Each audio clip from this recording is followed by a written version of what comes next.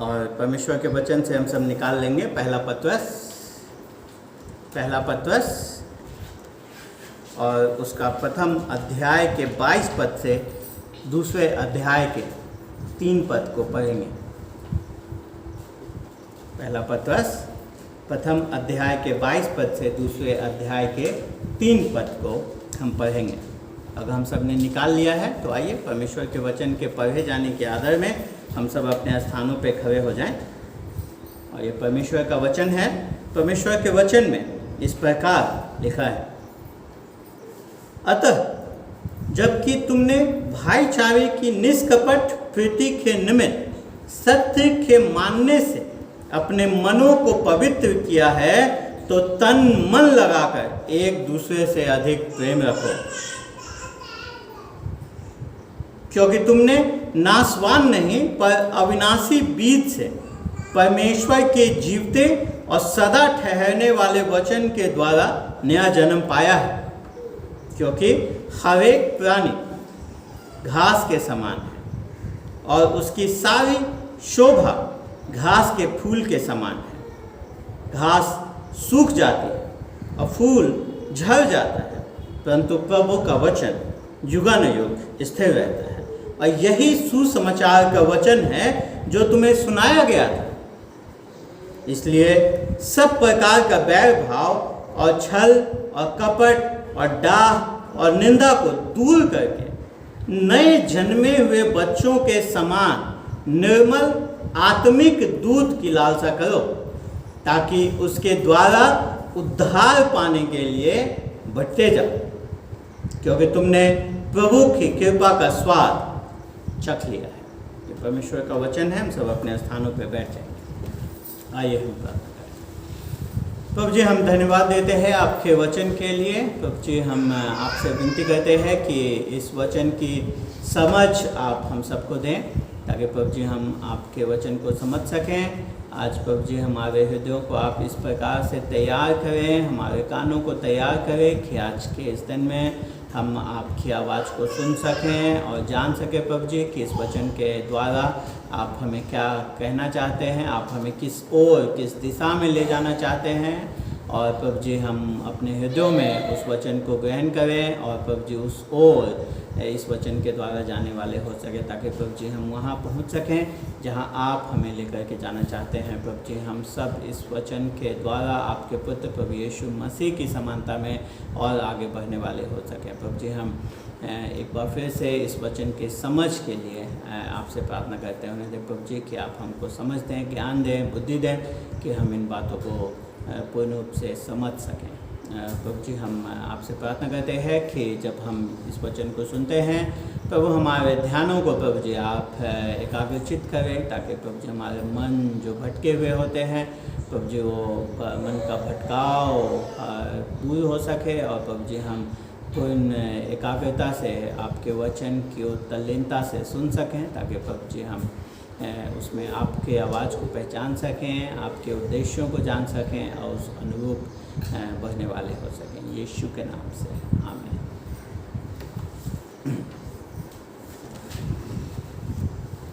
जीवन आसान नहीं है जीना।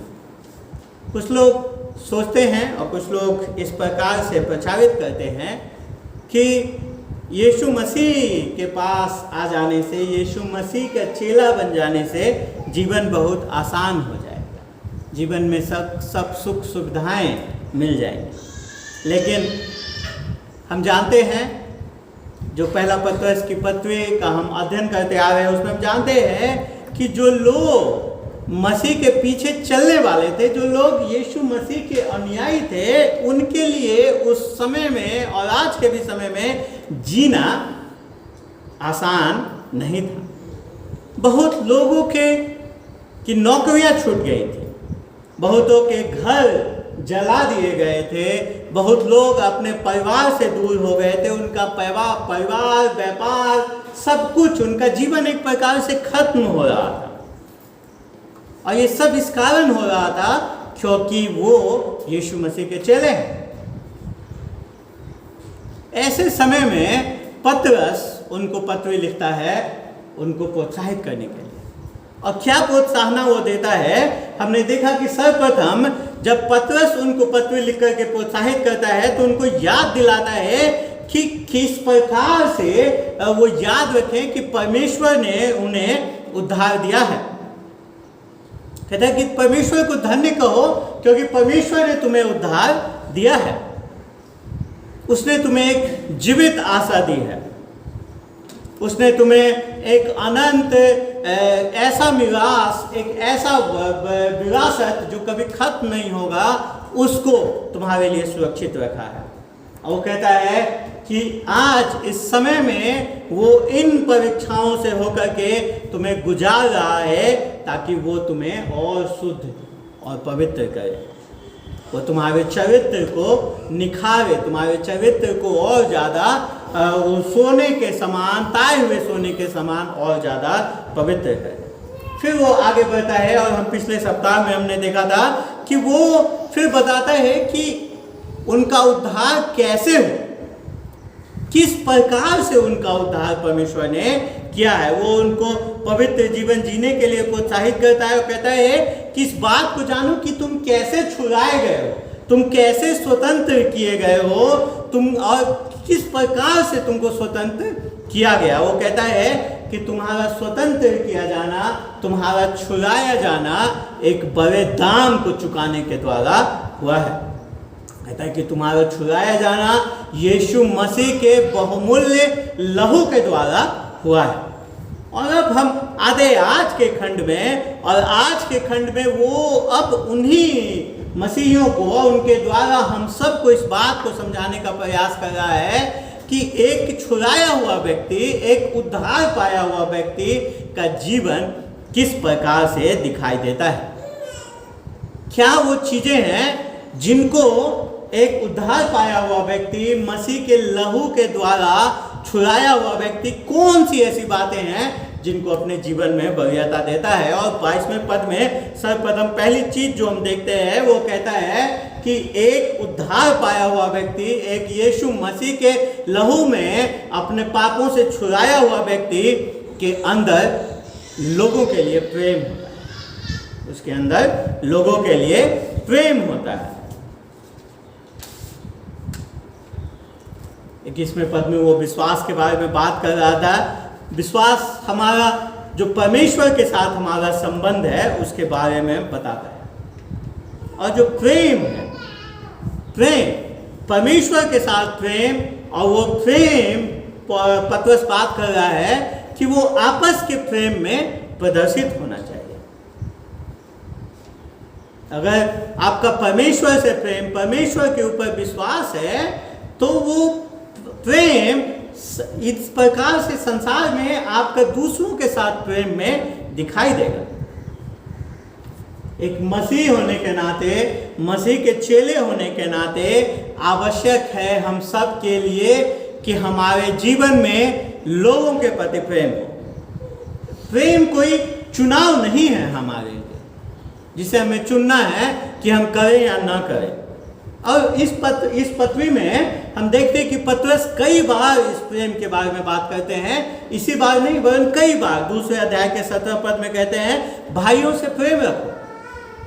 3 अध्याय के 8 पद में कहते हैं कि सब एक मन और भाईचारे की प्रीति रखने वाले बनो। 4 अध्याय के 8 पद में कहते हैं सब में श्रेष्ठ बात यह है कि एक दूसरे से अधिक प्रेम रखो क्योंकि प्रेम अनेक पापों को ढांप देता है। तो इसमें कोई शक नहीं है, इसमें कोई सवाल नहीं है कि हम सब के जीवन में अगर हम मसीह के लहू से छुड़ाए हुए व्यक्ति हैं, अगर हमने उसके उस प्रेम को अनुभव किया है तो आवश्यक है हमारे लिए कि हम उस प्रेम को प्रदर्शित करें। पतरस कहना चाहता है दूसरे शब्दों में कि अगर आप अंदर से शुद्ध हो गए हैं तो वो शुद्धता आपके बाहर के रिश्तों में प्रदर्शित हो।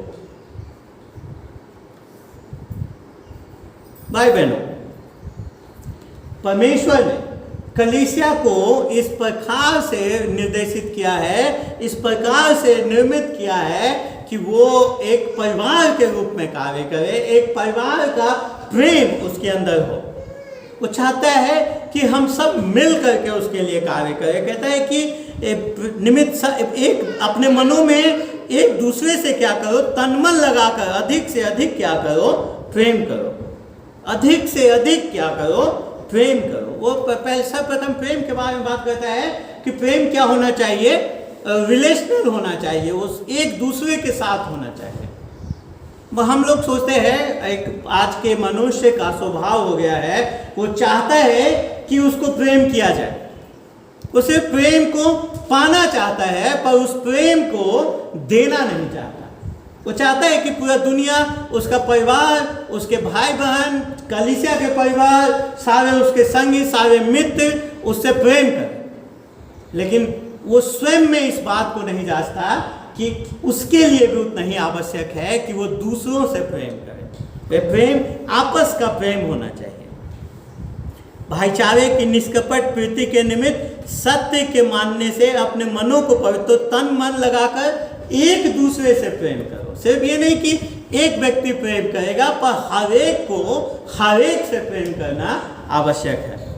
और फिर वो कहते हैं कि तुम्हारा वो प्रेम क्या होना चाहिए, निष्कपट होना चाहिए। क्योंकि कई बार हम लोगों से प्रेम करते हैं, पर क्यों करते हैं प्रेम? क्योंकि हमें उनसे कुछ पाने की चाह होती है कि अगर हम उनसे प्रेम करेंगे तो इसके बदले में हमें ये मिलेगा। कुछ पाने की चाह में हम लोगों से प्रेम करते हैं, लेकिन पतरस कहते हैं कि मसीहियों को हमें किसी चीज के चाह में दूसरे से प्रेम नहीं करना है, बल्कि हमें हमारा प्रेम निष्कपट होना चाहिए। हमारा प्रेम बिना किसी स्वार्थ के होना चाहिए, वो शुद्ध होना चाहिए, वो पवित्र होना चाहिए। और कहता है कि तन मन लगाकर एक दूसरे से प्रेम करो। तन मन लगाकर मतलब तन मन लगा के आदमी, आज तक हमने सुना था कि तन मन लगा करके काम करो। यहाँ पे पतरस कहता है तन मन लगा करके प्रेम करो, जो इस बात को बताता है कि प्रेम एक क्रिया है, प्रेम एक कार्य है। वो सिर्फ आपके अंदर हृदय की भावनाएं नहीं है जो अचानक से आते हैं, वो एक कार्य है, एक क्रिया है जिसे हमें करने की आवश्यकता है।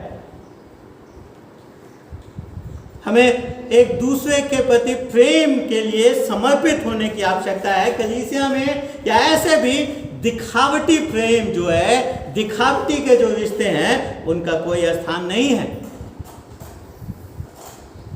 और हम सोचते हैं कि इस प्रकार का प्रेम कैसे करें।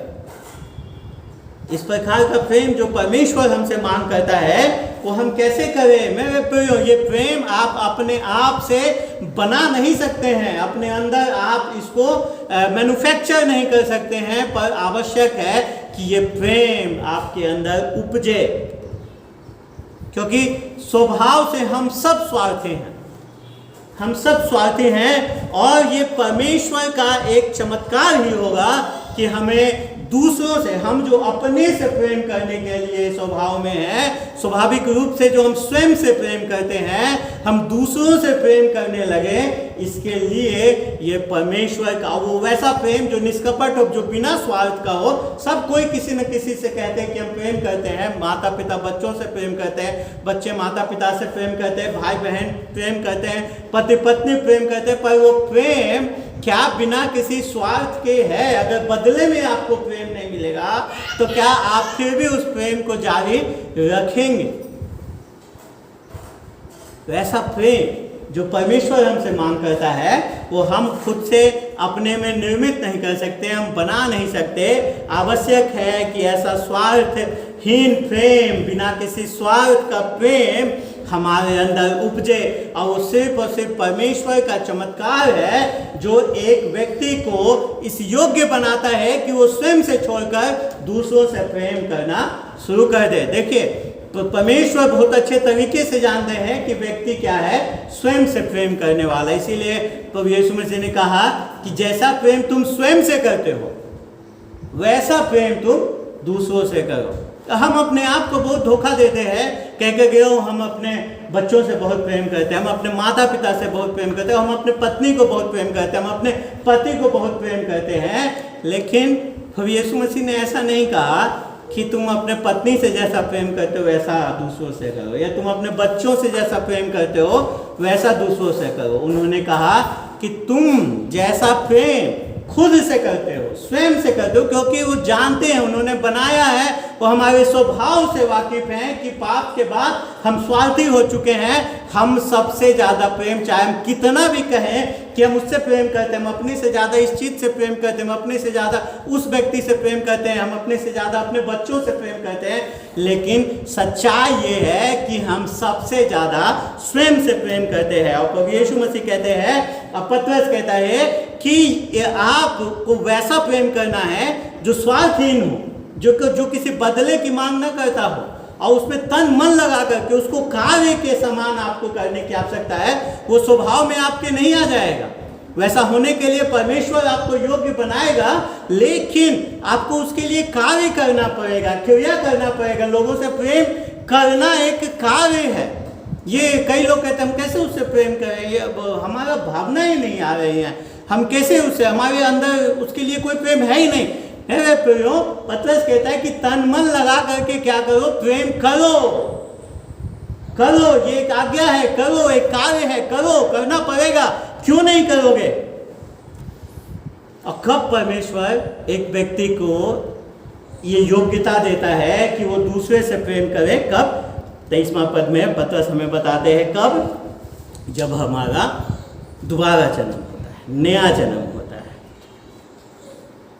नया जन्म जब हम पाते हैं तब हम दूसरों से इस प्रकार प्रेम कर सकते हैं। एक जो व्यक्ति जिसके अंदर नया जन्म नहीं हुआ है, जो आत्मा से वापस नहीं जन्मा है, वो इस प्रकार से प्रेम कभी अपने जीवन में रख नहीं सकता है। कौन है वो जो अपने हृदय में इस प्रकार से शुद्ध पवित्र प्रेम रख सकता है? वही, और वही पतरस कहता है, वही जो जिसने नया जन्म पाया है। और पतरस एक प्रकार से कह रहा है कि जो ये प्रेम है, दूसरों के साथ जो प्रेम है, वो एक प्रकार से प्रमाण है आपके नया जन्म पाने का। वो प्रमाण है आपके नया जन्म पाने का। और सिर्फ पतरस ही नहीं, अगर आप पहला यूहन्ना 4 अध्याय को पढ़ें तो यूहन्ना कहते हैं कि हम आपस में प्रेम रखें, क्योंकि प्रेम परमेश्वर से है। जो कोई प्रेम करता है वो परमेश्वर से जन्मा है और परमेश्वर को जानता है। जो प्रेम रखता है वो परमेश्वर से जन्मा है और वही परमेश्वर को क्या करता है, जानता है। जो प्रेम नहीं रखता वो परमेश्वर को नहीं जानता, क्योंकि परमेश्वर प्रेम है। तो अगर हमारा प्रेम जो है, जो तन मन लगा करके हम दूसरे से प्रेम कर रहे हैं, वो इस बात का प्रमाण है कि हम नया जन्म पाए हुए व्यक्ति हैं। मेरे प्रियो, क्या आप दूसरों से प्रेम कर रहे हैं? क्या आप प्रेम करने वाले व्यक्ति हैं? मैंने आपको बताया कि कोई सिर्फ भावनाएं नहीं है, ये एक चाह है कि प्रेम करना है। जब हम प्रेम करते हैं तो हम दूसरों के साथ वैसा व्यवहार करते हैं जैसा परमेश्वर ने हमारे साथ किया है। तो पहले चीज जो पतरस हमें बताने का प्रयास कर रहे हैं कि अगर आप उद्धार पाए हुए व्यक्ति, अगर आप यीशु मसीह के बहुमूल्य लहू से के द्वारा छुटकारा पाए हुए व्यक्ति हैं, तो आपके अंदर लोगों के लिए प्रेम होगा। सर्वप्रथम लोगों के लिए प्रेम होगा। दूसरी बात जो आगे पूरे 23 पद से 2 अध्याय के 3 पद तक में बताते हैं, वो बताते हैं कि अगर आप सच में प्रभु के लहू से छुटकारा पाए हुए व्यक्ति हैं, प्रभु यीशु मसीह के बहुमूल्य लहू से छुटकारा पाया आपने, तो आपके अंदर परमेश्वर के वचन के लिए आदर और प्रेम होगा। परमेश्वर के वचन के लिए चाह होगा, परमेश्वर के वचन के लिए वो आदर होगा, परमेश्वर के वचन के लिए वो प्रेम आपके हृदय में होगा, क्योंकि परमेश्वर का वचन हम सब के लिए आवश्यक है। और इसीलिए हमें ये लिए आवश्यक है कि हम परमेश्वर के द्वारा कहे हुए वचन के प्रति अपना पूर्ण समर्पण रखें, उसको उसके प्रति अपने प्रेम को प्रदर्शित करें। क्यों? क्योंकि पतरस कहते हैं कि इस वचन की हमें आवश्यकता है हमारे उद्धार के लिए। तो ये वचन हमें उद्धार नहीं दिलाएगा, लेकिन इस वचन की आवश्यकता है हमें हमारे उद्धार के लिए। कहते हैं कि जब तुम्हारा नया जन्म हुआ है, और कैसे नया जन्म हुआ है, कहते हैं क्योंकि तुमने नाशवान नहीं पर अविनाशी बीज से परमेश्वर के जीवते और सदा ठहरने वाले वचन के द्वारा नया जन्म पाया है। कैसे तुम्हारा नया जन्म हुआ है?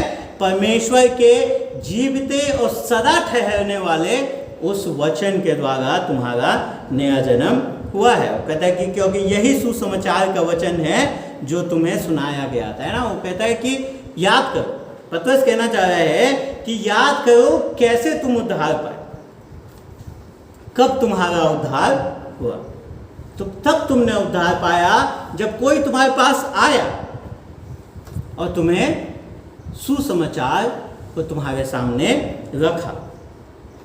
सुसमाचार प्रभु यीशु मसीह का वो कार्य, उसके छुटकारे का वो कार्य जो प्रभु यीशु मसीह ने किया, उसको तुम्हारे सामने रखा, उसको तुम्हें बताया, उसको तुम्हारे सामने उसकी घोषणा करे, तब तुमने उस उद्धार को पाया। और वो संदेश जो सुसमाचार है, वो संदेश क्या है? परमेश्वर का वचन है। और उसी वचन का इस्तेमाल करके परमेश्वर के आत्मा ने तुम्हें नया जन्म दिया। कहते हैं कि ये परमेश्वर का वचन क्या है? जीवित है और क्या है? हमेशा रहने वाला है, सदा ठहरने वाला है। जब पतरस कहता है कि सदा ठहरने वाला है, तो उसके दिमाग में क्या चीज़ है, क्या चीज़ सोच करके वो कहता है कि ये सदा ठहरने वाला। वो उसके सामर्थ्य के बारे में बात नहीं कर रहा है, तो क्या बात कर रहा है? वो कह रहा है कि ये कभी खत्म नहीं होगा, कभी लुप्त नहीं होगा, ये हमेशा है, इसका सामर्थ्य, इसका ये कभी परिवर्तित नहीं होगा, ये वैसा ही है। इसीलिए पतरस क्या है, यशाया उसके 40 अध्याय के कुछ पदों को, 6 से 8 पदों को यहाँ पे क्या करता है, उसके बाद इस बात को बताने के लिए उद्धृत करता है। हमको समझना पड़ेगा कि पतरस क्यों यशाया 40 अध्याय को यहाँ उद्धृत कर रहा है, क्योंकि यशाया 1 से 39 अध्याय में हम देखते हैं कि परमेश्वर बार बार भविष्यवाणी कर रहा है यहूदा के क्या विनाश का, कि उसके ऊपर क्या होगा, न्याय आएगा उनकी अनाज्ञाकारिता के कारण। वो परमेश्वर उनको बंधुआई में भेज देगा, बाबुल देश में भेज देगा उनकी अनाज्ञाकारिता के कारण। वहाँ पे वो दबाए जाएंगे, उनके ऊपर काफ़ी अत्याचार होगा, लेकिन परमेश्वर उनको कहता है कि लेकिन वे भूले नहीं जाएंगे। 40वें पद में परमेश्वर उनको वायदा करता है कि परमेश्वर एक दिन उनको उस बंधुआई से वापस लेकर के आएगा, इस वायदे के जमीन में वापस, इस वायदे के भूमि में वापस लेकर के आएगा। अब स्पष्ट उठता है कि वो लोग जो बंधुआई में हैं वो कैसे परमेश्वर के इस वायदे पे भरोसा करेंगे। इसीलिए परमेश्वर कहता है यशाया 6 से 8 पद में कि हर एक प्राणी घास के समान है, उसकी सारी शोभा घास के फूल के समान है। घास सूख जाती है, फूल झड़ जाता है, परंतु प्रभु का वचन युगानुयुग स्थिर रहता है। वो कहता है कि परमेश्वर का वचन युगानुयुग क्या है, स्थिर रहने वाला है। इसलिए जो परमेश्वर ने कहा है वो हमेशा रहेगा, वो सदैव अटल है, वो कभी दिखेगा नहीं, वो कभी टलेगा नहीं। परमेश्वर का वचन क्या कहता है, वो कि सदा ठहरने वाला वचन है, ये हमेशा स्थिर रहने वाला वचन है। पर उसके साथ ही साथ वो क्या है, जीवित वचन है, जीवता भी है। वो सिर्फ सदा ठहरने वाला ही नहीं है, परंतु वो जीवता भी है। कहने का मतलब वो जीवन देने वाला वचन है। परमेश्वर का वचन जीवित है, वो जीवन को क्या करता है, देता है। उसका एक उद्देश्य है। अगर उसका वचन को प्रचारित किया जा रहा है, वचन को रखा जा रहा है, तो वो अपने उद्देश्य को क्या करेगा, अवश्य पूरा करेगा। जैसे वर्षा का एक काम है, बरसना, अन्न उपजाना, वैसे ही परमेश्वर के वचन का काम है। यशाया 55 अध्याय 10 और 11 पद में यशाया इस बात को कहता है कि जिस प्रकार से वर्षा और हिम आकाश से गिरते हैं और वहाँ यूं ही लौट नहीं जाते, परंतु भूमि पर पड़कर उपज उपजाते हैं, जिससे बोने वाले को बीज और खाने वाले को रोटी मिलती है। उसी प्रकार से मेरा वचन भी होगा जो मेरे मुख से निकलता है, और वो व्यर्थ ठहरकर मेरे पास न लौटेगा, परंतु जो मेरी इच्छा से है उसे वह पूरा करेगा। जिस काम के लिए मैंने उसको भेजा है उसे वो सफल करेगा। तो परमेश्वर का वचन खाली नहीं लौटता, वो जीवन को देने वाला है। हमें इस सच्चाई को समझने की आवश्यकता है कि परमेश्वर का वचन क्या है, सदा ठहरने वाला है। परमेश्वर का वचन क्या है, जीवित है। और इसीलिए जब हम सुसमाचार के प्रचार का कार्य करते हैं तो हमें परमेश्वर के वचन का इस्तेमाल करना है। तमाम तरह के जो अन्य गतिविधियां हैं लोगों तक पहुंचने के लिए, कलीसिया के जो कार्यक्रम हैं लोगों तक पहुंचने के लिए, गीत संगीत, बहुत प्रकार का संगीत के माध्यम से लोग जुड़ना चाहते हैं। लोग सोचते हैं कि कैसे हम दूसरों को सुसमाचार सुनाएंगे, तो जब हम जिनमें उनकी रुचि है वो कार्य करने लगेंगे तब वो सुसमाचार को समझेंगे। पर पतरस कहता है कि ये परमेश्वर का वचन है जो जीवन को, जो जीवित है और जो जीवन दे सकता है। आपके तमाम प्रकार के जो आप चतुराई से जो प्रोग्राम बना रहे हैं, कार्यक्रम बना रहे हैं, उसके वजह से कभी भी परमेश्वर का वचन, उसके वजह से लोग उद्धार नहीं पाएंगे। क्योंकि अगर किसी को आप परिवर्तित करना चाहते हैं तो जैसा वो है उसी में अगर आप उसको मनोरंजित करते रहेंगे तो क्या वो परिवर्तित होगा? नहीं, आपको एक परिवर्तित चीज को उसके सामने रखना पड़ेगा, तब वो परिवर्तित होगा। और कलीसिया का कार्य है, पास्टर का काम है कि वो अपने कलीसिया को वो भोजन कराए, परमेश्वर के वचन को उन्हें खिलाए। जैसे चरवाहे का काम होता है भेड़ को भोजन कराना, चाहे भेड़ चाहे या ना चाहे, वो उसका काम होता है कि भेड़ को भोजन खिलाए। उसी प्रकार से लोग चाहे या ना चाहे परमेश्वर के वचन को खिलाना आवश्यक है, परमेश्वर के वचन को उनके जीवन में देना आवश्यक है। कलीसिया का कार्य मनोरंजन करना नहीं है, कलीसिया का कार्य लोगों को बड़ी बड़ी सभाएं लगा करके उनको चंगाई देना नहीं है। कलीसिया का कार्य है परमेश्वर का जीवित वचन उनके सामने रखना। उस वचन में जीवन है और वचन जीवन को प्रदान करता है। हमको इस चीज़ को समझना है। हम लोगों को मनोरंजित कर करके, उनका मनोरंजन करने के द्वारा उनको परमेश्वर के बारे में सच्चाई नहीं बता सकते, क्योंकि वो पहले से करते आ रहे हैं, उसके द्वारा वो कभी नहीं समझेंगे। हमें उन्हें परमेश्वर के वचन को बताना होगा।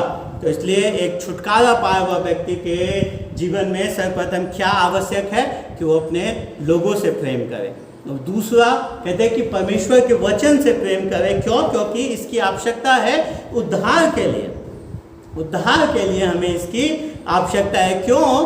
क्योंकि परमेश्वर का आत्मा, मैं बार बार इस बात को कहता हूँ, परमेश्वर का आत्मा परमेश्वर के वचन को लेकर के हमें हमारे परमेश्वर के पुत्र की जो आवश्यकता है हमारे जीवन में, उसके लिए हमारी आंखों को खोलता है। परमेश्वर का आत्मा परमेश्वर के वचन के द्वारा हमारे जीवन की जो सबसे बड़ी आवश्यकता है परमेश्वर के पुत्र की, उसके लिए हमारे आंखों को खोलता है, उसके लिए हमें तैयार करता है। पर उतना ही नहीं, परमेश्वर का वचन सिर्फ हमारे उद्धार के लिए ही आवश्यक नहीं है। पतरस कहता है कि यह हमारे आत्मिक उन्नति के लिए आवश्यक है। आत्मिक उन्नति के लिए क्या है? आवश्यक है। इसीलिए 1 से 3 पद में वो इस बात को कहता है कि आपके आत्मिक उन्नति कैसे होगी? जब आप परमेश्वर के वचन से प्रेम करेंगे। और वो पहले पद में कहता है अगर आप बढ़ना चाहते हैं तो सर्वप्रथम आपको कुछ चीज़ों को क्या करना पड़ेगा? छोड़ना पड़ेगा। आपको कुछ पापों से तौबा करना पड़ेगा, कुछ पापों से पश्चाताप करना पड़ेगा। कई बार आप जब शाम में कुछ खा लेते हैं, है ना, कई बार बच्चे, मम्मी, माताएं शिकायत करती हैं क्या ये बच्चे हमारे खाते नहीं हैं। क्यों नहीं खाते आपके बच्चे? क्योंकि सारा दिन और ख़ास करके भोजन से कुछ देर पहले वो चिप्स खाते हैं, वो बिस्किट खाते हैं, वो तमाम तरह की चीज़ों को खा लेते हैं। तो वो जो ठोस भोजन उसको फिर उनके जीवन में खाने की चाह नहीं रह जाती, भूख नहीं रह जाती, इसलिए वो नहीं खाते। वैसे ही हमारे साथ भी होता है। कई बार हम गलत चीज़ों को खाते रहते हैं, इसलिए सही चीज़ों को खाने की भूख हमारे जीवन में नहीं होती है। और मसीह होने में भी इसी प्रकार से हमारे मसीह जीवन में होता है। अगर हमें परमेश्वर के वचन से स्वस्थ भोजन खाने की आवश्यकता है तो आवश्यक है कि जिन चीज़ों को हम खा रहे हैं, जिन चीज़ों पे हम जी रहे हैं, उनको छोड़ने की आवश्यकता है। इसलिए पहले पद में पतरस 5 प्रकार के बातों को कहता है कि क्या करो, जाने दो, छोड़ दो, उससे पश्चाताप करो, उससे तौबा करो। कहता है सब प्रकार का, थोड़ा बड़ा प्रकार का नहीं, सब प्रकार का बैर भाव, सब प्रकार का छल और सब प्रकार का कपट और सब प्रकार का डाह और सब प्रकार की निंदा दूर करके। मतलब हर एक ये सारा, ये किस संदर्भ में बात हो रहा है? प्रेम करने के संदर्भ में। और पतरस कहता है कि कब तुम प्रेम प्रदर्शित करोगे? क्यों नहीं प्रेम प्रदर्शित कर पाते? क्योंकि हमारे अंदर में लोगों के लिए क्या है? डाह, छल, बैर भाव है, कपट है, पाखंड है हमारे अंदर, हर प्रकार का। कहता है कि कितना थोड़ा बहुत नहीं, कहता है हर प्रकार का, हर एक चीज, मतलब पूर्ण रूप से वो तुम्हारे अंदर से क्या होना चाहिए? जाना चाहिए। अगर हम बढ़ना चाहते हैं आत्मिक रूप से तो आवश्यक है कि सर्वप्रथम हम अपने इन पापों से पश्चाताप करें। अब जब ये हमारे जीवन में नहीं होने चाहिए। और यही चीज़ मैं बार बार आपको ये भी बता रहा हूँ कि एक उदाहरण है कि ये पुस्तक आपको क्या करेगी? परमेश्वर का वचन आपको या तो पाप से दूर रखेगा या पाप आपको इस पुस्तक से दूर रखेगी। दो ही चीज़ होगी, या तो आपके जीवन का पाप आपको परमेश्वर के वचन से दूर रखेगा या परमेश्वर का वचन आपको आपके जीवन के पाप से दूर रखेगा। और एक बार जब ये पाप खत्म हो जाता है, पाप जब हमारे जीवन से इस प्रकार के पापों पे हम नियंत्रण करने लगते हैं, जो हमारे अंदर सामर्थ्य है, आत्मा की सामर्थ्य है, उसके द्वारा जब हम इस प्रकार के बैर भाव, छल, कपट, डाह और निंदा को दूर करने लगते हैं, फिर आवश्यकता है कि हम क्या करें? नए जन्मे हुए बच्चों के समान निर्मल और आत्मिक दूध की लालसा करें। हम फिर क्या करें? निर्मल और आत्मिक दूध की लालसा करें। मतलब है कि बढ़ने के लिए सिर्फ कुछ चीज़ों को छोड़ना नहीं, वरन परमेश्वर के वचन का चाह होना हमारे जीवन में आवश्यक है। आवश्यक है कि हम अपने जीवन में परमेश्वर के वचन का चाह रखें, कि वो हमारे जीवन में हो। और 2 से 3 पद हम देखते हैं कि बड़ा व्यवहारिक निर्देश है कि अगर हम बढ़ना चाहते हैं तो हमें एक नए जन्मे बच्चे, नवजात बच्चे से सीखने की आवश्यकता है। बच्चे बहुत ज़्यादा नहीं जानते, उनको बहुत ज़्यादा ज्ञान नहीं होता है और उनके जीवन में बहुत सारी इच्छाएं भी नहीं होती हैं। जो नवजात बच्चे होते हैं उनके जीवन में बहुत इच्छाएं नहीं होती हैं, लेकिन एक चीज़ है जो वो जानते हैं, और वो जानते हैं कि उनको चाहिए क्या, उनको चाहिए क्या, और वो चीज़ क्या है? दूध। उसको बाकी चीज़ों से फर्क नहीं पड़ता कि उसको दूध किस प्रकार के वस्त्र में पकड़ के पिलाया जा रहा है, उसको इससे फर्क नहीं पड़ता कि गद्दे कैसे हैं घर में, उसको इससे फर्क नहीं पड़ता कि घर में टीवी है कि नहीं है, उसको इससे फर्क नहीं पड़ता कि घर में कार है कि नहीं है, उसको किसी चीज़ से फर्क नहीं पड़ता। उसको क्या चाहिए? दूध। और अगर उसको दूध नहीं मिलेगा तो वो आपको बता देगा, कई बार उग्र रूप से भी आपको समझा देगा, आपको बता देगा कि उसको चाहिए क्या? उसको चाहिए दूध। उसको बाकी चीज़ों से मतलब नहीं है। आप अपने घर में क्या खरीदते हैं, कैसा पर्दा लगाते हैं, कैसे बेडशीट बिछाते हैं, किस बेडशीट पे उसको अपने वस्तुओं का भी चाह नहीं है कि उसको क्या पहना करके आप रखे हुए हैं, क्या पहना करके दूध पिला रहे हो। उसको बस दूध से चाहिए, उसको बस चाहिए दूध, बस, और कुछ नहीं। उसको उसकी चाहत क्या है? स्पष्ट है। उसकी इच्छा क्या है? स्पष्ट है। और वो अपनी इच्छा को आप पे पूर्ण रूप से व्यक्त कर देगा। और पतरस कहता है कि इसी से हमें सीखने की आवश्यकता है, ऐसा ही हमारा व्यवहार होना चाहिए। और इसी सिर्फ और सिर्फ दूध की भूख, जो आत्मिक दूध की भूख है, उसकी निर्मल आत्मिक दूध का भूख हमारे जीवन में होना चाहिए। कहता है कि मसीह होने के नाते हमें इसकी लालसा रखने की आवश्यकता है परमेश्वर के वचन की। जैसे एक बच्चा दूध की लालसा रखता है, वैसे ही हमें इस आत्मिक निर्मल आत्मिक दूध परमेश्वर के वचन की चाह और लालसा रखने की आवश्यकता है। कई लोग इसको गलत तरीके से समझने का प्रयास करते हैं। यहाँ पे पतरस ऐसा नहीं कर रहा है कि वो नए मसीहियों को कुछ चीज़ देने की कोशिश कर रहा है। वो जो यहाँ पे तुलना जो है नए मसीहियों के बारे में नहीं है। यहाँ पे तुलना जो है वो है सिर्फ और सिर्फ एटीट्यूड, व्यवहार और चाह के बारे में वो बताना चाह रहा है कि जैसे एक बच्चा दूध की चाहत रखता है और किसी चीज़ की नहीं, वैसे ही एक मसीही व्यक्ति के जीवन में परमेश्वर के वचन की लालसा और परमेश्वर के वचन की चाह होनी चाहिए। प्रश्न उठता है कि आखिर में हमारे अंदर वो भूख, वो चाह, वो लालसा क्यों नहीं है? क्यों नहीं है?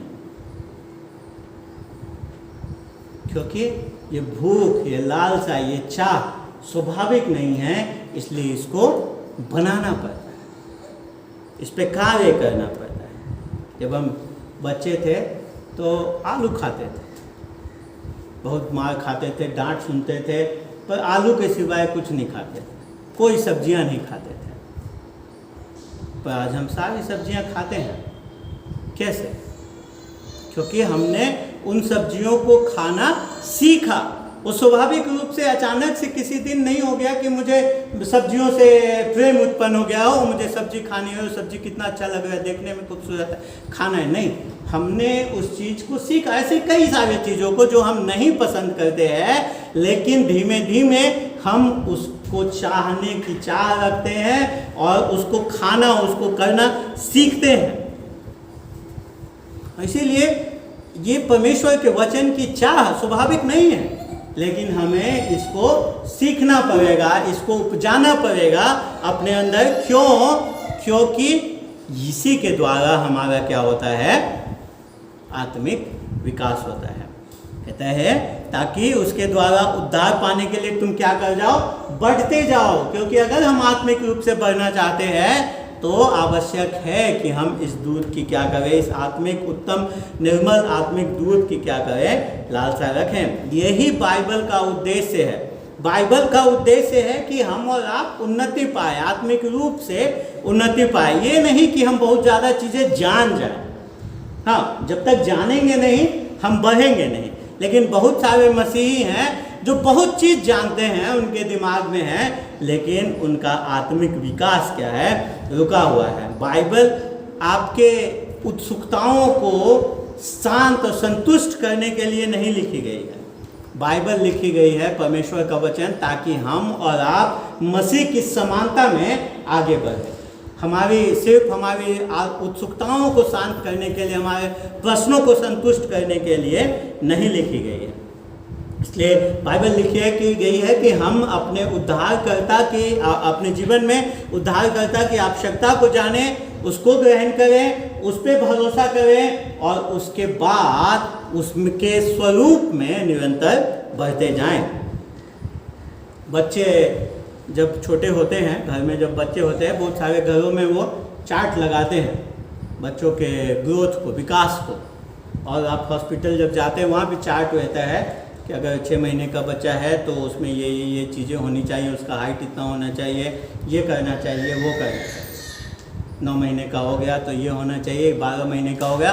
और बच्चे बड़ा कौतूहल से, बड़े उत्सुकता से, उनको बड़ा अच्छा लगता है कि प्रत्येक दिन या सप्ताह में वहाँ जाके नापना। या आप अगर किसी डाइट पे हैं, वज़न कम कर रहे हैं या वज़न बढ़ा रहे हैं, तो डॉक्टर आपको सलाह देते हैं कि चार्ट बनाना है। या अगर आप बीमारी हैं तो डॉक्टर आपको सलाह देते हैं कि आपको क्या करना है? चार्ट बनाना है आपके ग्रोथ को दिखाने के लिए। तो हम हर प्रकार का चार्ट बनाते हैं अपने शारीरिक स्वास्थ्य के लिए, शारीरिक विकास के लिए। फिर आत्मिक विकास के लिए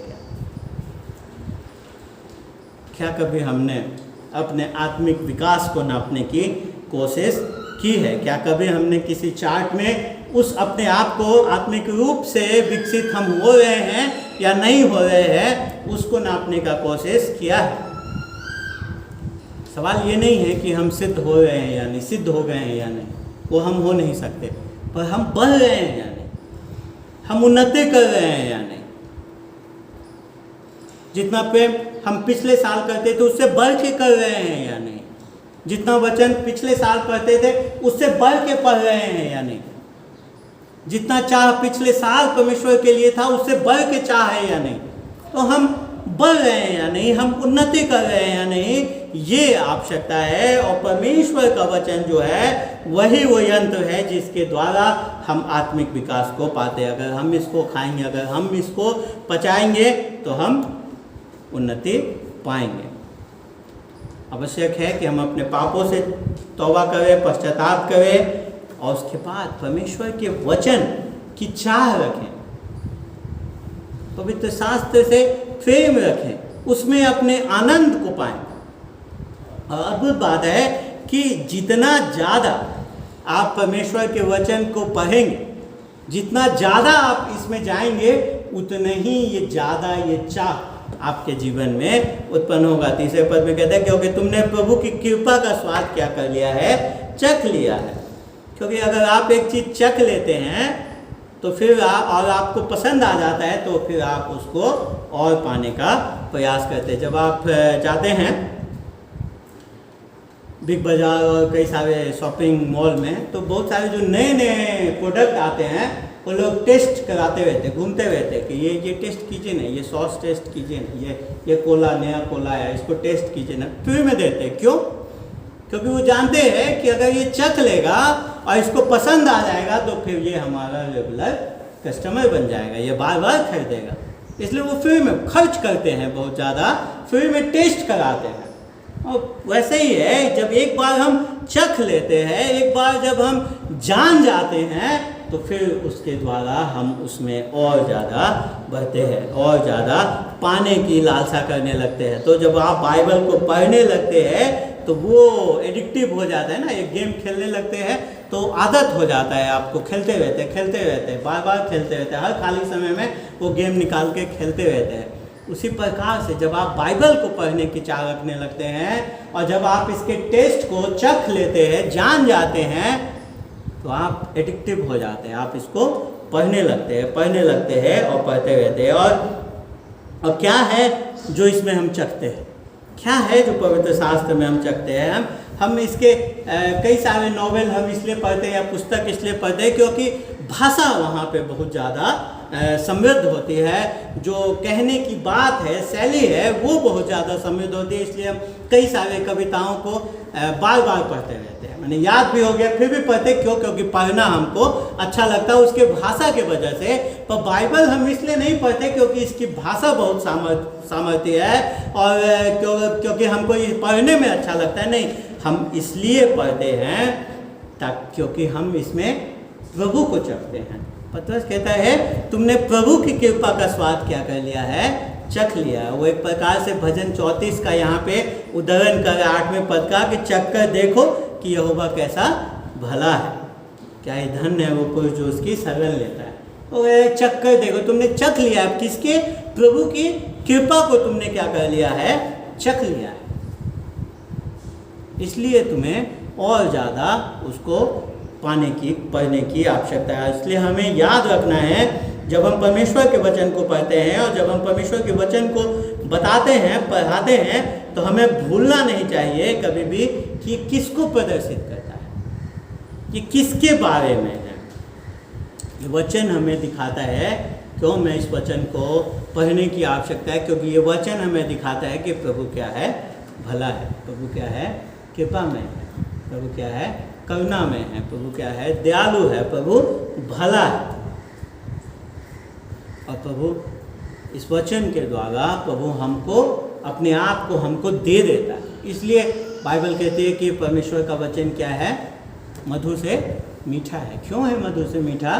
क्योंकि इसमें प्रभु अपने आप को ही हमको दे देता है, इसलिए मीठा है। मेरे प्रियो, आज हमने इस खंड से देखा कि अगर हम अपने आप को मसीह कहते हैं, अगर हम अपने आप को कहते हैं कि हम यीशु मसीह के बहुमूल्य लहू से छुटकारा पाए हुए व्यक्ति हैं, तो दो बातें हमारे जीवन में अवश्य होनी चाहिए। वो है कि लोगों से प्रेम और परमेश्वर के वचन से प्रेम हमारे जीवन में होना चाहिए। तो प्रश्न उठता है कि क्या आप कर रहे हैं, क्या आप लोगों से प्रेम कर रहे हैं, क्या आपके जीवन की प्राथमिकता है कि आप लोगों से प्रेम करें, और उसके बाद क्या आप परमेश्वर के वचन की लालसा रख रहे हैं,